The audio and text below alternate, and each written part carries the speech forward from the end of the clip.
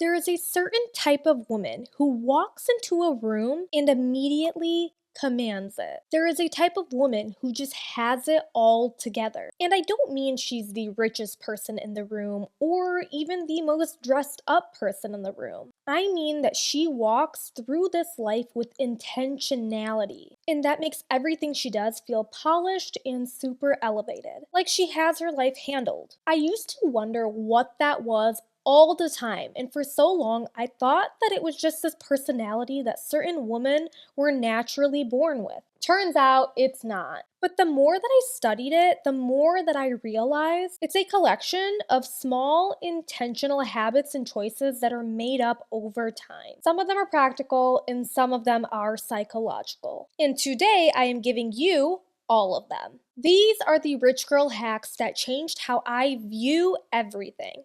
These are the rich girl hacks that changed how I show up in my business, in my relationships, in rooms, in my life. So let's get into it. Hi, I'm Amber. If you're new here, you have landed across the perfect channel for you. I talk about business, life, and all the things that nobody tells you about building something in your 20s, especially as a woman. And today we are talking all about the rich girl hacks, the full picture. Some of these are appearance based, some of them are money habits, some energy and mindset habits, but all of them work. Because the real elevation isn't just one dimensional. So let's get into the first point. Hack number 1, she uses a credit card like a debit card. We actually talked about this one in last week's episode. If you haven't checked that one out, make sure to do so after this video. But I believe that this hack also belongs in this video because it truly is a rich girl hack. This one is so practical, but also so misunderstood. The vast majority of wealthy women are not swiping their debit cards, especially for everyday purchases. They are using credit cards and paying them off in full every single month because they use it like a debit card. And the reason why is not complicated. It's because every swipe is building credit, giving you rewards, and creating a paper trail of business expenses. Every time you are using a debit card, the money leaves your account immediately and you get absolutely nothing back. Every time you use a credit card responsibly, that is building your financial life in the background while you are out here living your regular one. So switch the habit. It's a small one that compounds into something significant. And the mindset here is psychological as well. It moves you from spending reactively to spending consciously. Every single swipe is intentional. Every purchase is being tracked, categorized, and working for you in some way. That is how wealthy people think about transactions. So now you can start thinking that way too. Hack number 2, invest into jewelry and accessories. It's not about vanity, it's actually about strategy. Let's start here because I know some of you hearing this want to roll your eyes to the back of your head. And I get it. Trust me. But hear me out here and let me address this head on. Investing in how you look and feel is not vanity. There is actual science behind it, a concept called enclothed cognition, which is the proven idea that what you wear and how you present yourself physically changes how your brain performs. When you feel put together, you think more clearly, you take up more space, and you show up more confidently. That is not superficial, that's strategic. So I know it may sound superficial on the surface. There truly is psychology behind it. When you wear quality jewelry, like a real gold chain, or a solid pair of earrings, or even a watch that means something, it changes how people perceive you before you even open your mouth. But more importantly, it changes how you are carrying yourself. I am not saying go into debt for a Cartier bracelet or a Rolex watch. I am saying to gradually invest into quality pieces of jewelry that you can wear consistently. And this isn't me telling you to go out there and flex these items. This is because you actually photograph a lot better when you're wearing quality pieces of jewelry because they show, they elevate every single outfit that you are wearing, even sweatpants, and they signal that you value craftsmanship over fast fashion. It really is about quality over quantity. People do notice, but honestly, it's not really even about other people. It is about you. That version of you that feels put together. She notices, and she shows up differently in meetings, on camera, when she's speaking on stage, in client calls. That is not superficial.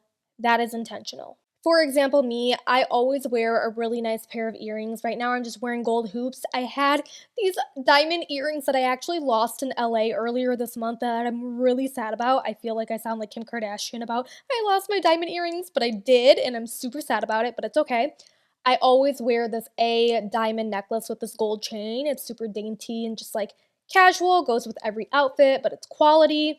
My Rolex is another thing that I wear pretty consistently, even when I'm wearing sweatpants or something casual like today. And then I usually just wear a couple different gold bracelets, diamond bracelets, Cartier ring. It really just is up to you on what you want to wear. Okay, on to hack number 3. Your nails always speak before you do. I cannot tell you how many times I have been in a client meeting or at a networking event. And the first thing someone notices when shaking your hand is your nails and if you have dry hands. So they don't have to be these super long, extravagant nails. They don't have to be out there, but I do recommend them being clean, shaped, and just looking fresh.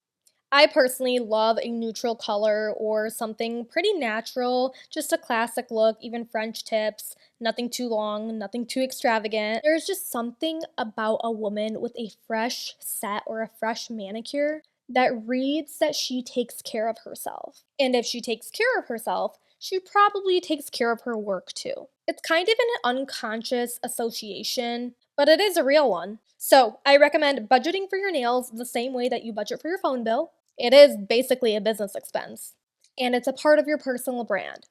Hack number 4, smell like money, literally, okay? Scent is one of the most underrated personal branding tools that exists. A signature scent is something that people remember you by without even realizing it.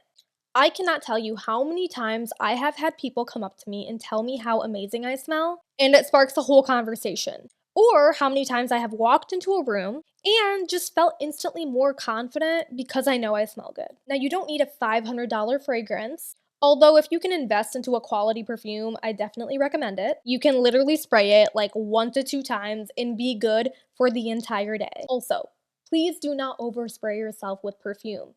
It is noticeable, it gives headaches, it is not cute, and it comes off as cheap. So stop going for the Britney Spears or Lady Gaga perfumes and go for something with more quality. There's actually this brand, I think it's called Dossier or something like that, and it has a bunch of identical smells to these higher end luxury perfumes out there for like the fraction of the cost. So that's an option as well if you don't want to splurge on a scent. But what you do want to do is pick one signature scent and stick with it and make that yours because people will start to associate you with that smell. That is personal branding through scent and it actually works. I have a signature scent, and if you have been around me, you probably know. I have changed it up a little bit over the past year, but the notes on the perfume, which is like the ingredients, I think, or like the actual scent of the perfume, the scents that are in the perfume, are the same in every single perfume that I use. And I have like 3 perfumes that I kind of like to rotate through, so if that's something you want to do, you can also do that. Hack number 5, your bag says more than you think. You don't need a designer bag, but you need a good bag. One that is structured, one that is clean, and one that looks intentional. A quality tote or a shoulder bag reads completely differently than a worn out canvas bag or shapeless nylon everything bag. And the reason that this matters is because your bag essentially goes everywhere that you go, especially if you are an entrepreneur like me. I always have all my things in a bag. Networking events, speaking gigs, client meetings, coffee dates, any meeting. It is constantly in the frame with me. One good bag is honestly better than 10 cheap ones. There are a bunch of brands out there that have that elevated look without the luxury price tag. You just kind of have to look around. Then you buy once and you carry forever. So start investing into your appearance as a non-negotiable, not just as a treat. For example, for me, I've had this Louis Vuitton Neverfull bag for probably over 5 years now.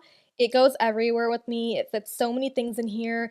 Looks nice, looks put together, usually matches most of my outfits because it is more neutral toned. It has a little bit of a pink inside, but the outside is neutral toned, which is really nice.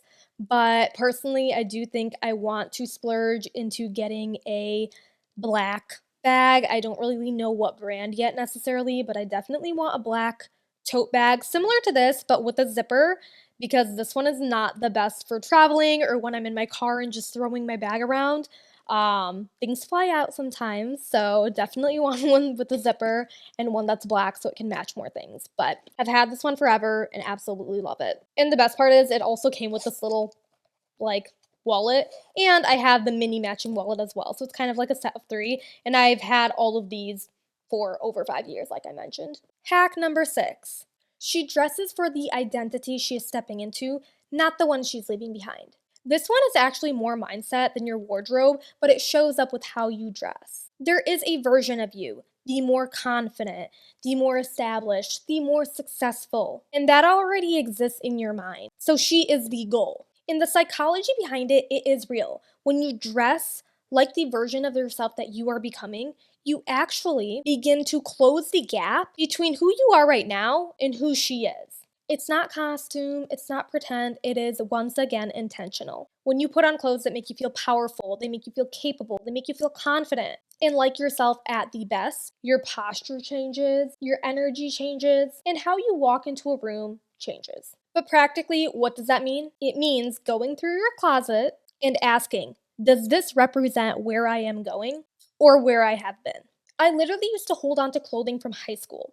I am now 26. I do not want to dress like I was dressing when I was 16 years old. So that means cleaning out your closet and investing into a few new pieces that make you feel powerful every time you put them on. Now, this does not mean spending money on clothing that you don't have or that you don't need. It means being intentional about what is in your wardrobe and how it makes you feel when you wear it. A big thing for me personally now is the quality of clothing. Not just fast fashion, but clothing that is made of material that is actually good for not only my hormones, my body, myself, but also for the environment. So I try to buy quality clothing that's 100% cotton. I love 100% linen, even cashmere. So I am definitely way more selective now with what I purchase than I was prior. So go invest into a few pieces that make you feel like that girl, pieces that make you feel good, a blazer that actually fits you perfectly, trousers that make you stand up straighter, and an outfit that makes you feel like you already have everything figured out. And yes, you can wear it before you feel ready. A small closet of things that you feel incredible in is honestly so much more worth it than a huge closet of clothing that you hate to put on your body. So once again, quality over quantity, always. And honestly, I really do enjoy wearing my athleisure and sweatpant outfits all the time. So don't get me wrong, that is okay. But that is because for me, I want a lifestyle that is comfortable, that is freeing, and I feel good in. I don't always want to be in a blazer and trousers, and I absolutely love me a matching sweat set and some sneakers. And honestly, sometimes that makes me feel the best. So find what makes you feel the best. Hack number 7. Have a go-to order at restaurants and know how to read the menu. This sounds so specific, but it is so real. There will be client dinners, networking, lunches, business meetings over food places that can sometimes feel a little bit intimidating. The women who navigate those places so effortlessly, who know what they want, who order with confidence, who aren't overwhelmed by the fancy menu, they read as someone who belongs there. Start getting familiar with restaurants in your area, in your city. Try them for special occasions, or even take yourself on a solo date to some of them. Learn what you like, and always have a go-to drink order as well. Personally, I don't drink alcohol, so I'm always drinking a Coke with the lemon. Also, know how to pronounce things on the menu, and these feel like small etiquette details, but they add up to presence and confidence in high-level spaces that people genuinely notice. Now, anytime someone is asking me to a lunch or a dinner meeting, I always have suggestions of restaurants on hand that are top tier and quality, places that I know the waitresses and waiters, they know my orders, and I even know the owners of some of these places too. That makes you put together and like a rich girl. Hack number 8, protect your piece like it is a business asset, because it is. Rich girl energy is not just aesthetic, it is also energetic. The most successful women that I know, they have this very specific relationship with peace. They don't engage with drama, they don't over-explain themselves, especially to people who are not invested in their growth. They set boundaries, quietly, but also consistently, without making a whole scene or an announcement, but they're also not afraid to speak up if they need to. And this one goes deep, so stay with me. There is a psychological concept called ego depletion. The idea that your mental and emotional energy are a finite resource. Every unnecessary decision, every draining interaction, every chaotic environment chips away at the cognitive fuel that you have left for things that actually matter. And this is why high performers are so intentional about their schedules, their relationships, and what they consume. Your energy is your most valuable resource. What you let in, the conversations, the relationships, the environment, even the content. That directly affects the quality of your thinking, your creativity, and your output. So, practically, what does protecting your energy look like? It means auditing your social media, and that means unfollowing anything that no longer serves you. So, anything that makes you consistently feel behind, feel less than, or anxious. It means having a morning routine that is yours before you let the whole world in, even if that just means 20 minutes of your own time. It means learning to say no without a lengthy explanation. It means identifying the relationships that you're allowing into your life, realizing which ones restore you versus which ones are taking away from you, and constantly depleting your energy. And you get to adjust accordingly. It also means creating what I like to call a no decision zone in your day. Batch your meetings so you're not constantly switching from different tasks to different tasks. Have a go-to order at your coffee shop. Lay your outfit out the night before for your workouts and for your day. Every small decision you make is cognitive energy that you get to redirect towards your actual work and your actual life. Now, that is not laziness. That is elite resource management. Start protecting your energy and your time the same way that you protect your money. Your peace is a rich girl hack. Hack number 9, always be in your learning era. Wealthy, successful women are almost always consuming something. A book, a podcast, a course, a documentary. They are genuinely curious people who treat learning like a lifestyle. Not something they do just when there is time or they feel behind. They are genuinely students of life. And they make time for it because they understand that who they are becoming is directly connected to what they are putting into their minds. So challenge yourself. Maybe it's to read one book a month or listen to a podcast on your drive to work or during your workout. Follow people online who expand the way that you think instead of just entertaining you. The difference between where you are right now and where you want to be is largely just information and perspective. So go get it intentionally. Hack number 10, your environment is either pulling you up or pulling you down. Your home, your workspace, your car, your office. These spaces are either energizing you or they are draining you. And most people dramatically underestimate the impact that their physical environment has on their mental state, their productivity, and even their sense of self. There is literally research that shows clutter in chaotic environments elevate cortisol. Cortisol is your stress hormone, meaning your messy desk or your messy room is literally making you more stressed, whether you are consciously aware of it or not. Now, clean, organized spaces actually do the opposite. They signal your nervous system that everything is under control. So clean your space, organize it, make it smell good, and add things in there that make you feel good. Now, rich girl energy honestly starts at home, where nobody is watching. What does your room look like? What does your kitchen look like? What does your bathroom and your house essentially look like? Get your environment right and watch everything else flow. Practically, what does this mean? Making your bed every single morning, not because it just matters cosmetically, but because it is the first completed task of the day and it actually sets the tone. Keeping your workspace clean and having things around you that you actually need, or if they bring you joy as well. Make your environment something that you actually want to be in. Rich girl energy does not just start in a room that you walk into full of people, it starts at home, behind closed doors, when nobody is watching. So get that right first. Hack number 11, she has a relationship with money, not just her spending.